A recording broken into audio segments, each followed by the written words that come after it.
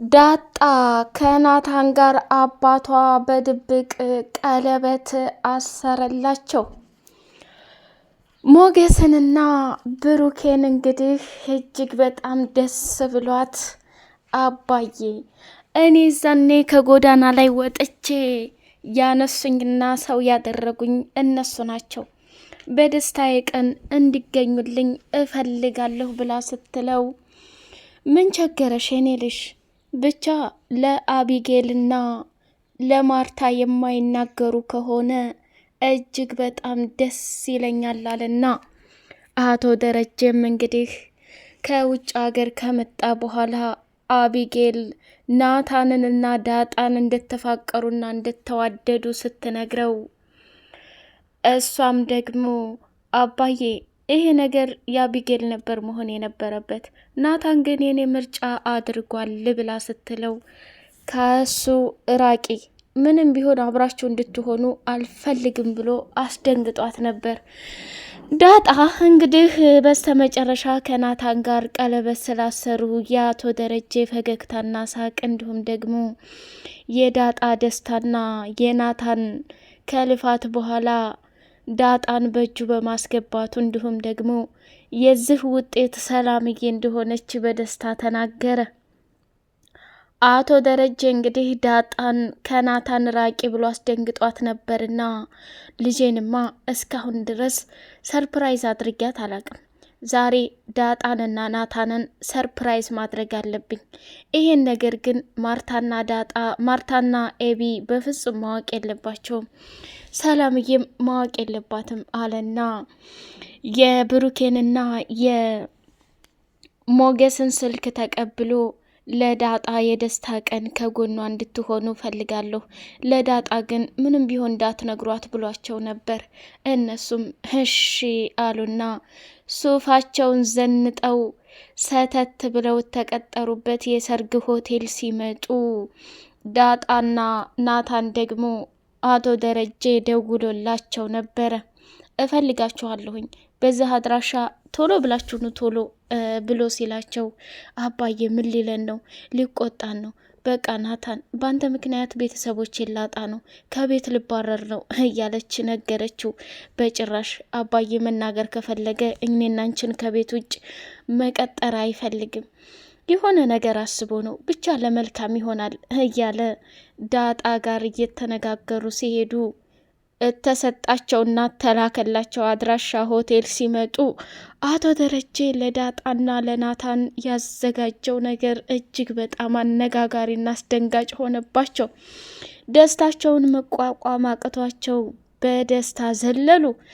እንግዲህ ብሩኬም ደግሞ በጣም ደስ አለውና ቤተሰቦችሽን ሳልተዋወቅ ዛሬ በደስታሽ ቀን ተዋወቅኳቸው፣ ዳጥሻ እንኳን ደስ አለሽ እያለ ብሩኬን በፈገግታ ተሞላና እንዴ ሞጌ እንዴት መጣችሁ? ማን ነገራችሁ? አባትሽ አንቺ ሳታውቂ በድብቅ ነው የደወለልን፣ ከነገረኝ ትንሽ ሰዓታት ቢቆይም ላንቺ ግን አልነገርኩሽም፣ ለምን ዳጣ እንድታውቅ አልፈልግም ብሎ ስላለ ለካ የእኛን ወንድምነት ስለ አባትሽ ታወሪያለሽ ማለት ነው። አባትሽ አክብሮ ስለጠራንና ዛሬ በደስታሽ ከጎንሽ ስለሆንኩ በጣም ደስ ብሎኛል እያለ ብሩክና ሞገስ ከተናገሯት በኋላ ሄዳ ከናታን ጋር ልጥፍ አለች። ናታንም እንዲ አባዬ ቢያንስ እንኳን አልነግረኝም ነበር እንዴ? አባቴ ባለፈው እቤት መጥቶ እንደዛ ሲቆጣኝ ያሉትን ነገሮች በሙሉ በደስታ ቢያይልኝ እኮ አልጠላም ብሎ ሲል የሌንሽ ናታን ሁሉም ሰርፕራይዝ እንዲሆን ብዬ ነው። ባለፈው አባትህ የረጅም ዓመት ወዳጄ ነው፣ ተቀይሞና ተከፍቶ ሲሄድ አይቸው ልቤ ተሰብሯል። አሁን ላይ ደግሞ አንተ ጥሩ ልጅ ነህ፣ ዳጣም ጥሩ ልጅ ናት።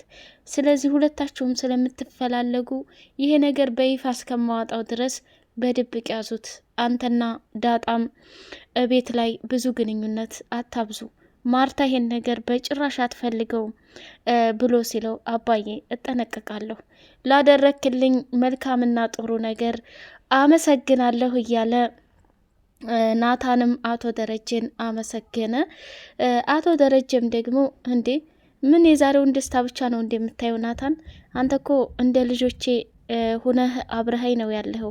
ዳጣ እንኳ ቅርብ ጊዜ መታ አንተ ጋር አብራ እንድትሆን ፈቅጃለሁ። እስካሁን ድረስ ከአቢጌል ጋር አብራችሁ እንድትሆኑ ያልፈቀድኩበት ትልቁ ምክንያት ምንድነው? አቢጌል ስርዓት የሚባል ወይንም ለአንተ የምትገባ ሴት ስላልሆነች ነው ብሎ ሲለው፣ አባዬ አንተ በዝምታ ውስጥ ብዙ ስለ እኔ ልቦና የምታውቀው ነገር በጣም ያስደስተኛል። አንተ እኮ ከወለድከኝም አባቴ በላይ ነህ። የዛሬው ደስታዬ ከተፈጠርኩ ጀምሬስ በህይወቴ እንደ አይነት ነገር አይቼም አላቅም ብሎ ተደሰተ። ዳጣም ከደስታዋ ብዛት እኔ እኮ ህይወቴ በሙሉ እድሜ በሙሉ የኖርኩት ጎዳና ላይ ነው፣ ዛሬ እንደዚህ የደስታን ካባ እለብሳለሁ ብዬ በፍጹም ትዝ አላለኝም ብላ ቦራረቀች። ሰላም ሰላም ሰላም! ውድ የተከበራችሁ የአዚ ቲዩብ ቤተሰቦች እጅግ በጣም ተወዳጁና በጉጉት ስንጠብቀው የነበረው የዳጣ ድራማ እንደቀጠለ ይገኛል። ቻናሉን ላይክ፣ ሰብስክራይብ ያደረጋችሁ አበረታቱኝ። ናታንና ዳጣ በስተመጨረሻ ተጣመሩ። አቶ ደረጀ በድብቅ ማርታና አቢጌል ሳያውቁ የቀለበት ስነ ስርዓታቸው ተፈጸመላቸው። አቶ ደረጀ ለረጅም ጊዜ ልጄን ዳጣ በምን አባቴ ነው ማስደሰት ያለብኝ እያለ ሲያስብ እስከ ዛሬ የተጎዳቸውንና አግኝታ የማታውቀውን ደስታ በደስታ አለበሳት። አቢጌል በንደት ራሷን አጠፋች። ይገባታል እንዴ! ባታጠፋ ነው የሚገርምን።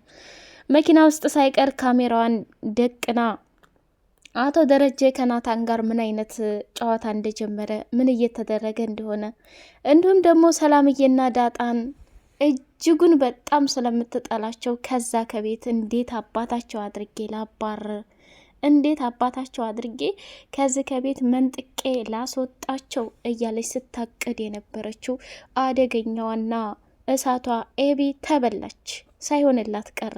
አቶ ደረጀ እንግዲህ ለልጁ ለዳጣ የሚጠቅማትን ነገር ሽልማት ሰጥቷታል። ዳጣ አንቺ ለእኔ ደስ በማይል ጊዜም ቢሆን የወለድኩሽ፣ እንዲሁም ደግሞ ደስ በማይል ሁኔታም ቢሆን አንቺ ወደ ህይወቴ የመጣሽው እጅግ እጅግ በጣም በጣም ከምልሽ በላይ ሽልማቴና ስጦታዬ ነሽ። ላንቺ ወደፊት የማደርግልሽን ነገር አታቂም፣ ብቻ ዝም ብለሽ ተቀመጪ እያላት ነበርና ዛሬ ላይ ደስታ በደስታ እያደረጋት እንግዲህ አቶ ደረጀም ከሚባለው በላይ በደስታ ተሞልቶ የፊቱ ፈገግታ እንዲሁም ደግሞ የሚሆነው ሁሉ ግራ ጥፍት ብሎት በደስታ አብዶ ይገኛል ማለት ነው።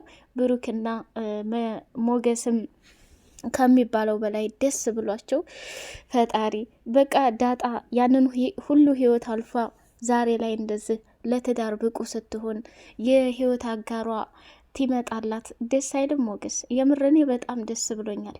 አንዳንዴ ለካ መረጋጋትና አንዳንዴ ትዕግስት መኖር ማለት ትልቁ ነገር ይሄ ነው። በጣም ደስ ብሎኛል።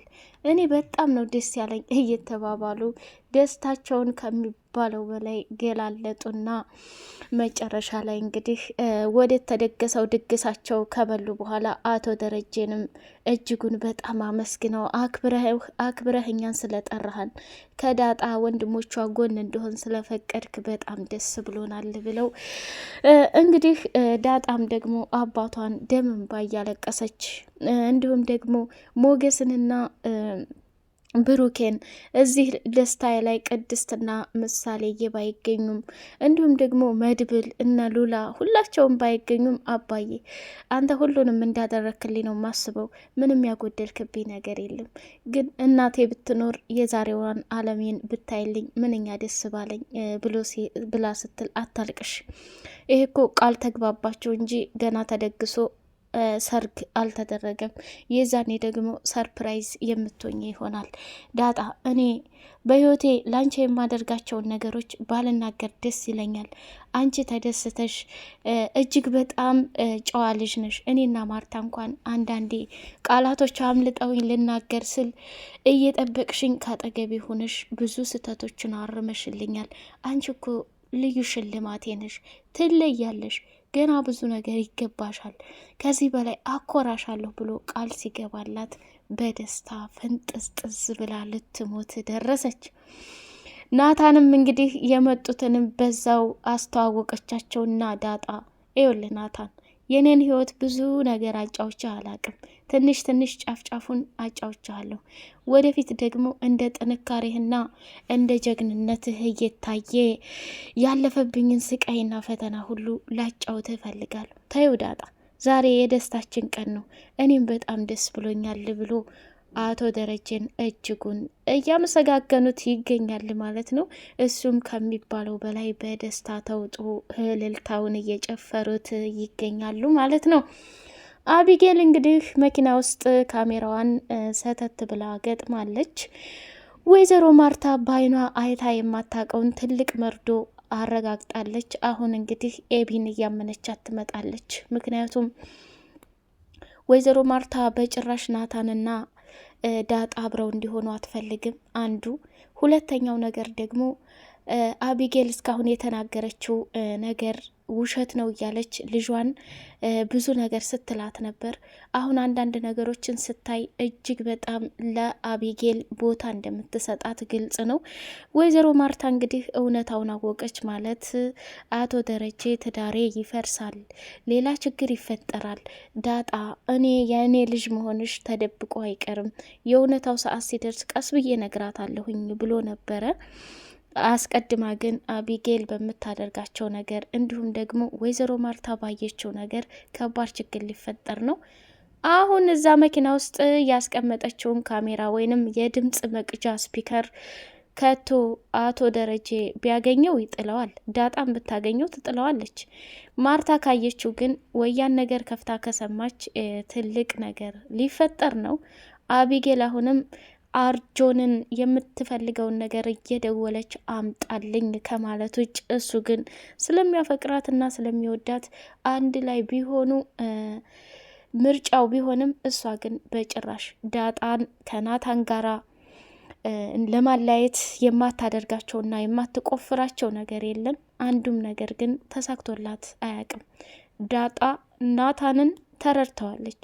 እሱም ደግሞ ከአቢጌል ጋር ምንም አይነት ግንኙነት እንደሌለውና እንደማይፈልጋት በተደጋጋሚ ለዳጣ ስላስረዳት ዳጣ ደግሞ የናታንን ስሜት እንጂ የምትረዳው የአቢጌልን ሁኔታዎች በፍጹም መቀበል አትፈልግም። ከዛ ከቤት መንቅራ ልታስወጣትና በደስታ ናታንን ለግሏ ልታደርግ ስትደክም የነበረችው አቢጌል አንዱም ሳይሳካላት አቶ ደረጀ ከወይዘሮ ማርታ ጋር ተነጋግረው ዳጣ በፍጹም ከዛ ከቤት ከወጣች እኔ አደራዬን እንደበላሁ ነው የሚሰማኝ። ምንም ቢሆን እኮ የሰው ልጅ ናት። ይች ልጅ ጎዳና ላይ ሆና ብዙ ነገር ናፍቋታል። ማርቲ ይህን ነገር እንዴት ታስቢዋለሽ? እኔ በጣም ጨንቆኛል እያለ ሲላት አንተን ከሚጨንቅህ ሁሉም ነገር ድፍት ብሎ ይቅር። ስለዚህ ዳጣም ከዚህ ከቤት አትወጣም። አቢጌልን እንደለመርን እየተጨቀጨቅንና እየተቆጣን እንድትቆይ አደርጋለሁ። ግን እውነቴን ነው ምልህ ደሬ፣ እኔ ዳጣ ይችን የመሰለኝ ጣፋጭና ይችን የመሰለኝ መልካም ልጅ አባቷ ደረጀ አባቷ ሲሳይ ይህን ያክል የማይፈልግባት ምክንያት ምንድን ነው እያልኩ ራሴን እየጠየቅኩ ነው። ካልሆነ ቁጥሩን ስጠኝና ላናግረው፣ የተፈጠረውን ነገር አውርተን ማስተካከል ይቻላል። እችን የመሰለኝ ልጅ ስላገኘ ደስ ሊለው ይችላል እንጂ አይከፋ። በዳጣ ምክንያት የወለድናትንና መከራችንን አይተን ያሳደግናትን ልጃችንን አይኔ እያየ እንድትሞትና ራሷን እንድታጠፋ ወይንም ከዛ ሀገር ብር ብላ እንድትሄድ አልፈልግም። ከናታንም ጋር ግንኙነታቸውን በጭራሽ አልፈልግም ብላ ተናግራለች። ሰላምዬ 8ኛ ወሯ ገብቶ ወደ ሆስፒታል ቼክ ልትደረግ አቶ ደረጀ ይዟት እንዲሄድ አዘዘች።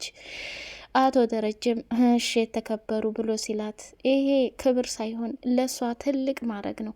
ታዛዥ ነኝ ማይሆን ሰላምዬ ጉልበቷን ቀጥቀጠን በልተናታል። ስለዚህ ከጎኗ ሁነን ልናግዛት ይገባል፣ እኛው ጋር መውለድ አለባት ብላ ነገረችው ማለት ነው። ውድ የተከበራችሁ የተወደዳችሁ የአዚ ቲዩብ ቤተሰቦች እጅግ በጣም ተወዳጁና በጉጉት የምንጠብቀው ልብ አንጠልጣዩ ድራማ ዳጣ ይሄን ይመስላል። በቀጣይ ፓርት እስከምንገናኝ ሰላም አለይኩም ወራህመቱላሂ ወበረካቱ።